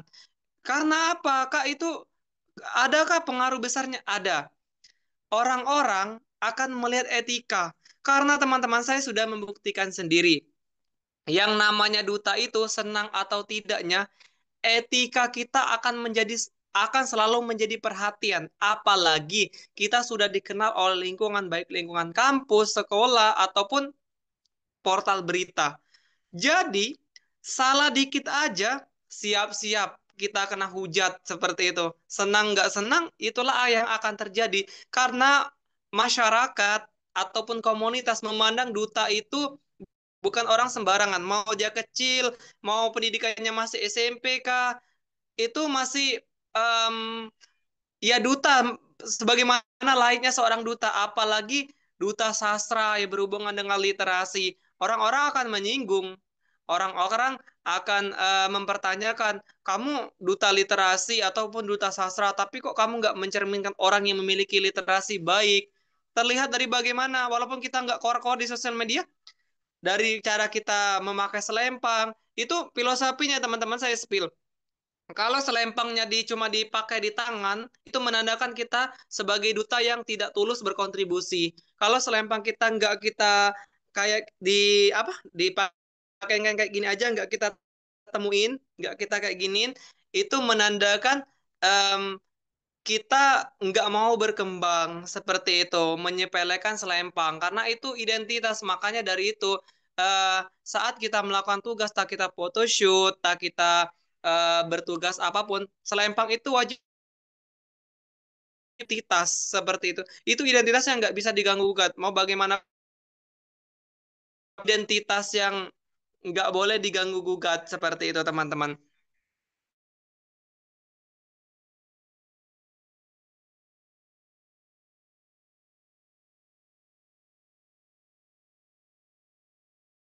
Mencerminkan duta itu memiliki karisma, ya. Karismanya seorang duta itu harus dijaga. Jadi nggak bisa sembarangan. Jadi nggak bisa yang kita dapat duta, ya udah duta aja enggak. Itu ada peraturan yang tak tertulis yang harus kita teman-teman sudah melewati 7 organisasi. eh hari apa bisa dibilang periode kedua saya ketemu Mbak Puji. Dulu Mbak Puji sebagai fasil saya, sekarang partner saya, dan Kak Suci Raharjo juga sebagai partner saya dulu.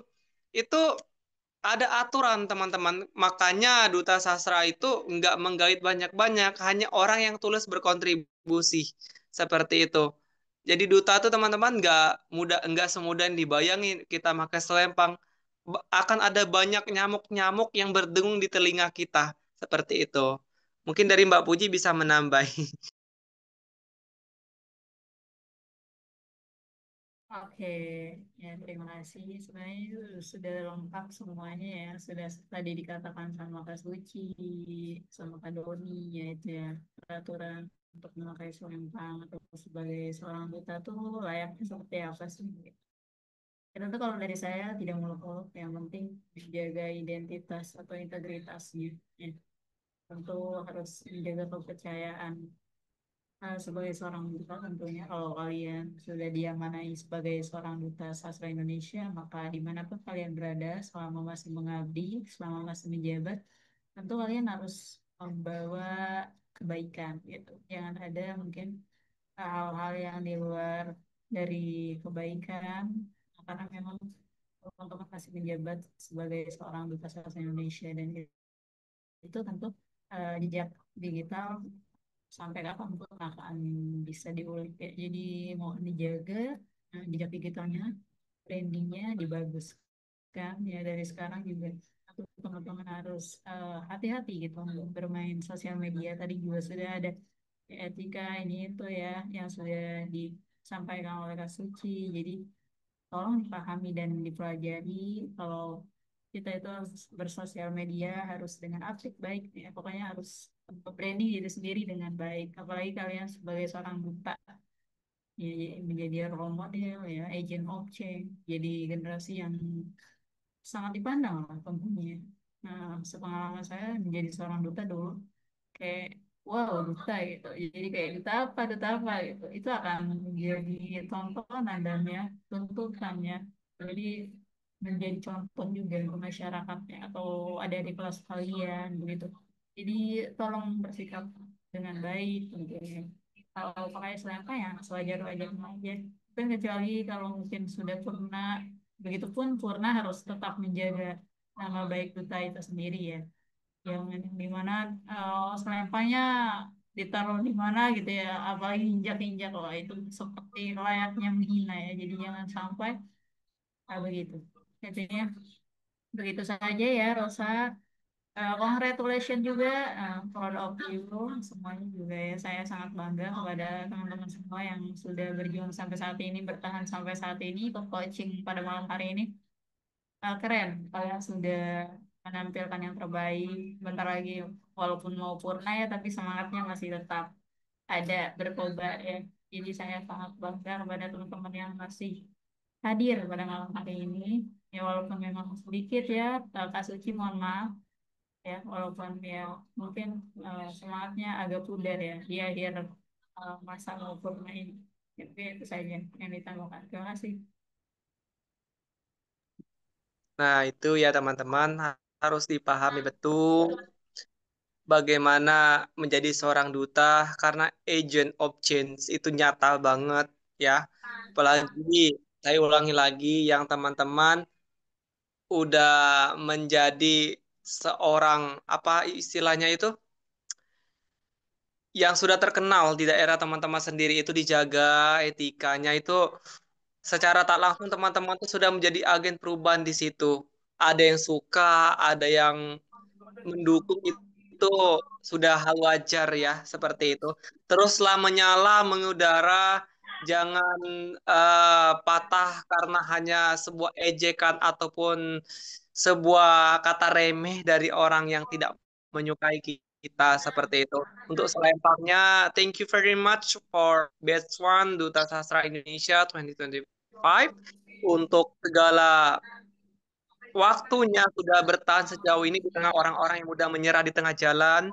Em, pada semua yang hadir, terima kasih sudah bertahan untuk menunjukkan bahwa bukan orang yang mudah menyerah seperti itu. Banyak teman-teman ini kemarin tanpa alasan mengundurkan diri, alasan yang tidak logis, tapi tidak apa-apa. Daripada dipaksakan nanti tidak baik untuk kesehatan mental. Tapi teman-teman kembali lagi ya, di sini saya mengasihkan sedikit wejangan saja bukan nasihat karena saya tidak kuasa untuk memberikan nasihat apalagi kepada teman-teman yang berstatus guru. Em, mau berkembang atau tidaknya itu kembali ke diri kita sendiri. Siapa yang mau paling diri kita berkembang? Jawabannya satu, diri kita sendiri. Apa-apa kembali ke diri kita sendiri. Sembuh luka kembali lagi ke diri kita sendiri. Jadi jangan ragu untuk melangkah. Mungkin hari ini organisasi ini kecil, tetapi saya dapat info tadi dari Mbak Puji ya, suatu hal membanggakan. Ternyata Duta Sastra Indonesia itu masuk ke portal Universitas Gadjah Mada ya, yang oprek Mbak ya tadi. Nah, artinya apa teman-teman? Duta Sastra Indonesia itu kalau kita serius membawanya, meledak seperti itu teman-teman. Karena satu-satunya ajang yang bergelar Duta Sastra itu ya baru ini. Banyak ya duta lingkungan, duta kepemudaan, duta peduli sosial, duta demokrasi, dan sebagainya. Itu sudah ajang-ajang yang kadang-kadang tuh, kadang-kala sudah terusan dari ajang lain yang memang divariasikan saja. Kayak duta literasi itu yang paling dominan Duta DLI ya, saya alumni DLI batch 1 Provinsi Sumatera Selatan. Nah itu, jadi teman-teman diprosesin saja. Ya pada dasarnya tuh orang yang ingin berkembang tuh orang yang tahan proses. Nggak ada tuh orang yang langsung sukses tuh nggak ada. Saya tahu kisah hidupnya perjalanan dari Master Suci pun saya sedikit tahu tidaklah mudah untuk beliau sampai ke titik ini. Untuk membentuk Duta Sastra Indonesia pun tidak mudah. Ada pertengkaran, penolakan, rasa malas ada. Itu bisa kita nanti sharing-sharing. Dan kalian yang menjadi Duta Sastra pun pasti ragu. Ini benar nggak ya ajangnya? Pasti bertanya-tanya. Dalam hati itu bertanya-tanya. Jangan nggak ini benar nggak ya nanti ada ini lagi karena waktu Duta Sastra ini Kak Suci dibentuk itu karena huru hara Duta Kuning Mbak ya, Duta Kepemudaan. Nah, di zaman kehuru haraan Duta itu pasti banyak keraguan karena masa-masa itu pemuda-pemuda yang giat di organisasi kepemudaan sosial itu ragu untuk join karena status dari Duta Kepemudaan tadi. Tapi kami berusaha untuk memberikan ruang kepada orang yang peduli sastra. Dari ujung Aceh sampai sampai ujung Papua, segalanya difasilitasi berdasarkan semampunya kami sebagai seorang penggerak sastra seperti itu. Ya, tidak kita panen hari ini hasilnya besok. Karena menanam padi itu nggak mungkin tumbuh hari itu langsung berbuah, nggak. Ada proses petani untuk mendapatkan padi yang ranum, yang siap dipanen menjadi beras. Begitu juga dengan seorang duta. Banyak lelahnya, capeknya, letihnya, tapi yakinlah, suatu saat nanti hal itu akan kita panen. Rajin kita ikut organisasi di tengah penolakan. Saya aja itu teman-teman kadang dibully juga ya. Saat saya menjabat duta inspirasi itu, kata orang duta itu ajang besar, pasti orang-orangnya dibully. Enggak. Malah kalau kita nggak kuat teman-temannya down mental kita. Tapi yakin, ini tentang diri kita sendiri, tentang about me, tentang bagaimana kita berproses seperti itu teman-teman. Jadi apapun yang dijalani, jalani aja. Kalau nggak tahu ya sharing aja, komunikasi. Kami nggak tahu kalau ada kendala lebih lanjut.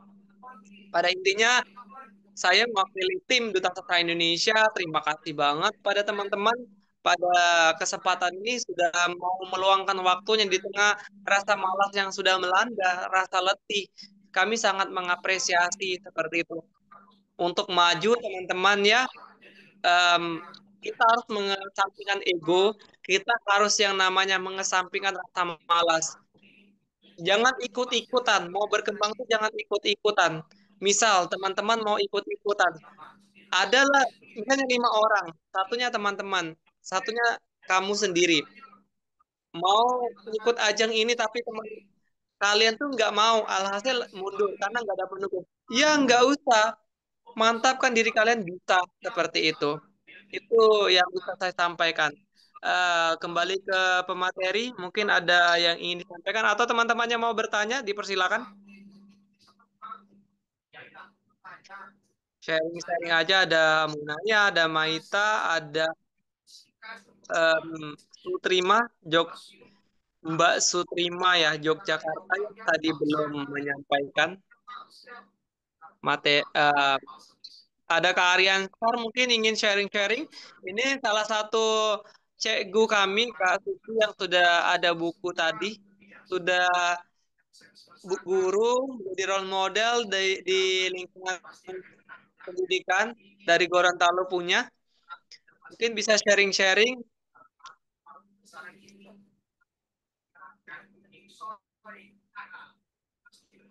Rata-rata DSI ini punya ya Kak Suci ya. Rata-rata tuh memang suka di dunia sastra, suka mengekspresikan diri dengan tulisan. Jadi merasa pas aja kayak gitu.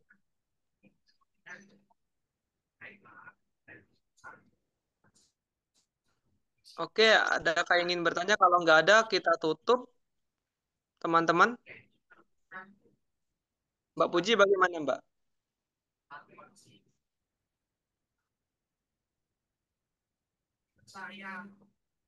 Halo Mbak Puji. Ini nggak ada yang mau nanya lagi. Kalau udah nggak selesai. Kalau Ada. boleh lanjutkan kalau tidak ada penyerahan singkat materi. Kalau nggak bertanya, closing Mbak ya. Iya. Mau bertanya dulu. Yang sudah ujian.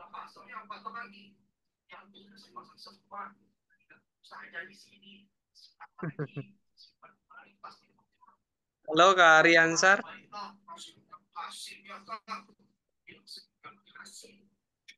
Halo Kak Doni.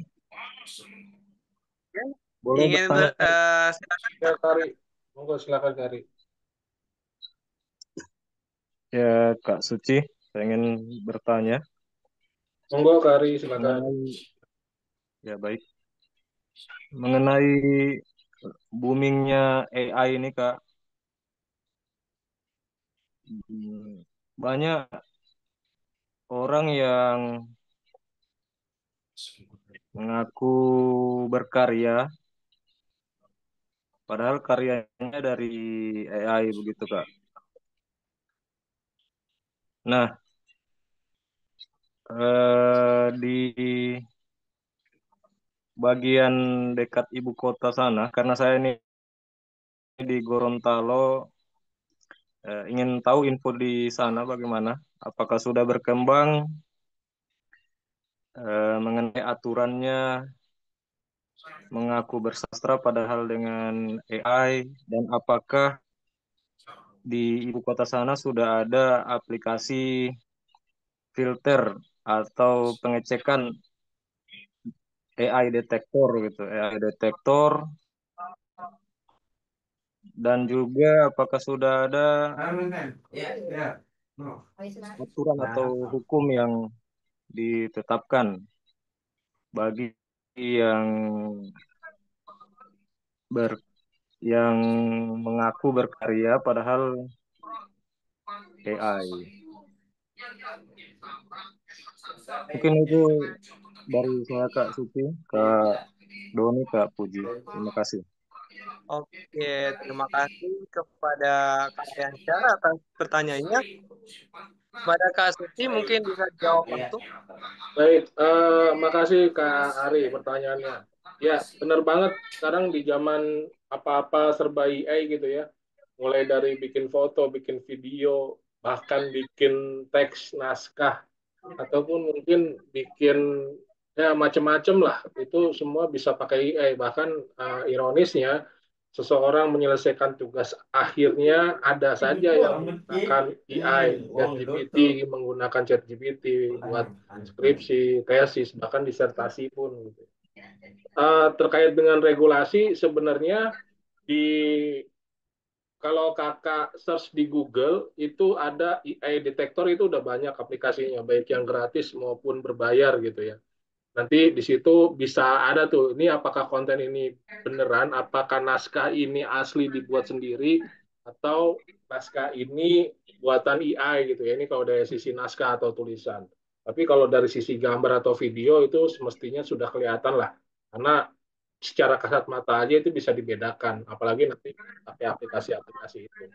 Maka cari di Google aja Kak, cari AI detektor itu udah ada. Terus selanjutnya terkait dengan regulasi. Nah, dari sisi regulasi sendiri karena IE ini baru gitu ya, dan proses pembuatan undang-undang itu memang lama, sayangnya belum ada tuh yang memikirkan peraturan dan undang-undang terkait dengan penyalahgunaan AI. Saat ini undang-undang yang ada dan berlaku adalah undang-undang ITE, itu undang-undang nomor berapa saya lupa. Undang-undang nomor 1 tahun 2024 sebagai pengganti Undang-Undang nomor 11 tahun 2008. Nah, salah satu penyalahgunaan AI yang disalahgunakan untuk kepentingan yang tidak seharusnya diatur di Undang-Undang ITE itu. Ada ancaman hukumannya, baik itu hukuman penjara, denda, maupun sanksi lainnya di situ ada. Tapi secara umum sih kalau misalkan kakak baca di undang-undang itu untuk hal-hal yang berbau, satu, pencemaran nama baik, terus kedua Dapat banyak, Bang. konten yang mengandung fitnah, yang ketiga konten yang mengandung provokasi, yang keempat konten yang mengandung ancaman. Kurang lebih baru seputar itu.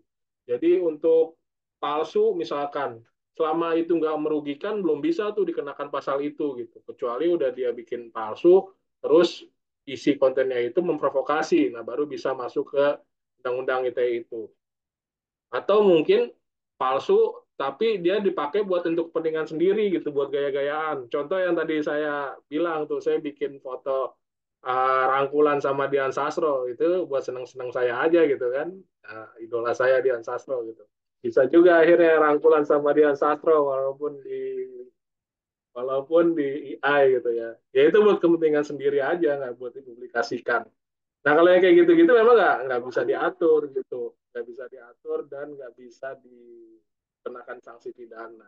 Kecuali udah ada unsur, karena bicara tentang pidana dan hukuman itu ada unsur-unsur dan delik-delik yang harus terpenuhi. Apabila delik dan unsur tersebut tidak terpenuhi, tidak bisa dikenakan pidana. Tapi detailnya akan baca di Undang-Undang 1 2024 tadi tentang itu. Mungkin itu jawabannya Kak Ari. Ya, baik.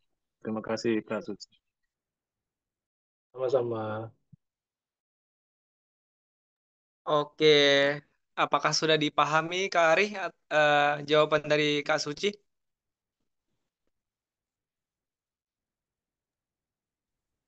Hmm. Ya, sudah paham Oke, jawaban yang saya tuh, bagus. oke Kak Ari, terima kasih. Saya tuh hadapan Kak Ari tuh kayak lagi ini PPG, Zoom PPG loh. Jadi agak canggung juga saya. Jadi teman-teman itulah ya teman-teman, soal literasi digital itu bukan hal yang sepele. Satu aja kesalahan kita di sosial media, kayak kita melakukan kehuru-haraan, kayak kita melakukan pembulian terhadap tokoh ataupun kepada public figure, itu dampaknya nggak main-main teman-teman. Salah satunya apa? Ya kita kena banned, ya sosial media kita kena banned. Foto kita bisa kena viralkan seperti itu. Nanti terdeteksi pula alangkah malunya kita seperti itu. Di luar kita duta, tapi kok etikanya nggak terjaga seperti itu. Dan menyinggung juga soal keahlian Sar tadi, iya, kebanyakan orang mengaku penulis yang memiliki karya. Itu saya singgung penulis ya. Tahu-taunya itu tok karangan dari AI seperti itu. Nah, teman-teman, kalau yang namanya penulis itu berasal dari pemikiran sendiri karya kita, mau seseram apapun yang genre horor, mau yang sad boy sad girl, itu harus dari pemikiran kita sendiri. Itulah penulis, literasinya digerakkan seperti itu ya teman-teman. Jadi banyak betul ya karangan-karangan yang tok AI langsung minta sepilkan judul aja muncul karyanya seperti itu jangan ya teman-teman, itu harus dihindarin karena itu nggak dibenarkan sama sekali. Kayak istilahnya kita tuh melanggar hak kekayaan intelektual, peraturan penulis seperti itu. Lucu dong teman-teman kalau penulis tapi terlihatnya nantinya di mana teman-teman. Saat kita tanya sinopsis, misalnya cerpen ya, ini apa? Nggak tahu lah, kan karangan sendiri. Nah itu lucu teman-teman. Novel misalnya, nggak tahu juga lah. Tapi kan ini karangannya gimana? Seperti itu. Kalau di zaman dulu itu mungkin plagiasi ya teman-teman, menjiplak karya orang lain yang diubah-ubah. Tapi zaman sekarang tuh lebih mungkin lebih rapi ya, lebih kayak istilahnya bukan plagiasi lagi, tapi lebih menjiplak dari AI seperti itu bisa terdeteksi teman-teman, hati-hati. Dan tentunya ada lagi yang ingin bertanya? Saya sampai habis kata-kata nih. Mungkin yang belum ada mau nanya, ada Sutrima, ada Maita Puspa dari Jogja, dari Jogja. Mungkin bisa disampaikan karena rata-rata Kak Suci mereka nih di balik layar sudah melakukan kegiatan. Jadi Duta Sastra tuh nggak apa istilahnya itu mematok harus satu apa ya istilahnya itu satu editing kayak itu, tapi lebih kayak membebaskan, bisa dilihat dari akun Instagramnya DSI itu Kak. Oke teman-teman bisa langsung raise hand aja, kalau nggak ada kita tutup karena besok kita harus masuk kembali kerja dan ke sekolah teman-teman. Iya, cukup kali Kak Doni ya. Nanti kalau misalkan ada yang mau ditanyain bisa japri saya. Bisa. Oke, bisa bisa ini ya, follow Instagram Kak Suci Raharjo, bisa mungkin bisa di-spill nanti Kak atau kirimkan di kami aja. Itu Boleh, bisa boleh. banget teman-teman sharing soal pendidikan anti korupsi ya, terutama. Korupsi itu banyak teman-teman ya. Bukan korupsi uang aja, korupsi waktu salah satunya. Betul. Contohnya kayak tadi ya, harusnya jam 7 tapi ngaret. Nah, itu korupsi juga teman-teman. Jadi bukan uang aja nih soal korupsi. Jangan dibiasain ya teman-teman, korupsi waktu bahaya itu. Nanti. Oke, saya langsung saja closing statement. Literasi digital adalah bagian dari hidup kita di era digitalisasi yang nggak bisa disepelekan. Maka dari itu, menjaga image, terutama di sosial media itu sangat penting. Dan saya berpesan pada diri saya sendiri dan pada teman-teman yang hadir, em, berbijaklah dalam menggunakan sosial media, terutama untuk men-share-share berita-berita yang sedang viral, seperti berita-berita yang kita lihat sekarang ini tentang politik, yaitu sangat harus kita perhatikan. Jangan sampai kita salah langkah, kita salah speak up ya teman-teman. Mungkin dari saya itu dulu. Kepada Kak Suci, saya ucapkan terima kasih sudah memberikan materi yang sangat luar biasa. Sangat daging sekali kami dapatkan pelajaran baru tentang literasi digital. Kepada teman-teman duta, jangan dulu keluar karena kita akan ada sesi dokumentasi. Ya, silakan on cam untuk sesi dokumentasinya. Terima kasih sudah hadir di coaching kelima kita menuju Purna. Tak terasa ya 3 bulan itu kita sudah diambang pintu untuk melanjutkan kembali ke misi yang lain seperti itu. Pada teman-teman duta mungkin bisa on cam dulu untuk sesi dokumentasi. Khawatir nanti yang op ini tidur. Oke, on cam dulu, on cam, on cam. Ada Munaya, ada Maita, Puspa, ada Suci Kurniasi, dan Sutrima yang belum on cam. Mungkin teman-teman yang memakai laptop bisa untuk di screenshotkan dulu, karena kami memakai handphone. Oke, Oke, siap-siap ya. ya ya. Oke, on cam Untuk dulu ya. materi Kak Suci, ini indera matanya saya tidak bisa share screen ini. Oh Nanti iya. di belakang layar ya. Ya nggak apa-apa kalau ini. Nanti di belakang Iya. mungkin ya. Oke Oke, teman-teman, on cam semua. ya, bisa on cam dulu ya teman-teman karena kita mau sesi dokumentasi. Untuk Kak Suci nanti cindera matanya mungkin kami kirimkan di ini karena ada kendala, mohon maaf Kak. Oke. Ada Mbak Puji mungkin ya untuk SS. Siap-siap. Oke. Kita salam literasi ya teman-teman ya. Salam literasi. Oke, Mbak Puji.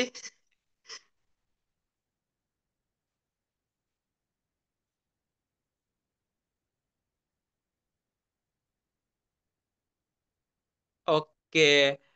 Gaya bebas mungkin, gaya bebasnya teman-teman. Kayak gini mungkin bebas, gaya bebas.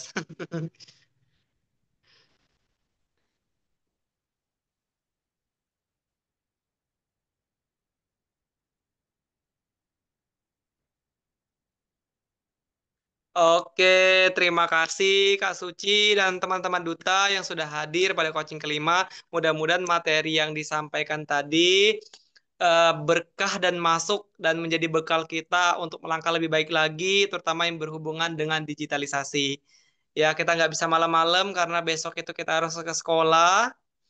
Dan tentunya selamat malam dan terima kasih pada Kak Suci. Terima kasih ya Kak. Maaf kalau sambutannya kurang sopan dan nggak terbilang prepare karena kami baru dan masih mencari tim-tim yang memang relevan gitu Kak. Terima kasih ya Kak ya Terima materinya kasih Kak Doni, Master makasih Suci. Kak Puji undangannya. Terima kasih Mudah-mudahan Kak bisa Suci. bermanfaat buat teman-teman semua ya. Amin. Terima Thank kasih you Master Suci. yang udah ini. Kalau di range itu dipanggil Master ya. Master itu bukan Jangan lupa master teman-teman. tato ya, masih Iya. terus. Jangan lupa teman-teman nih ya, bikin resume ya. Nanti tag Kak Suci. Oke. Ya Di boleh follow di Kak tag, Sucinya. aja di Instagram ya. Ya, jangan lupa di follow Oke. ya materi. Sudah semua, kalau sudah bisa saya end meeting. Iya. Oke, terima kasih. Sampai Terima jumpa. kasih Terima Kak kasih ya, Suci. izin ya saya. Oke. Assalamualaikum. Yuk, Istirahat ya Assalamualaikum. teman-teman. Salam.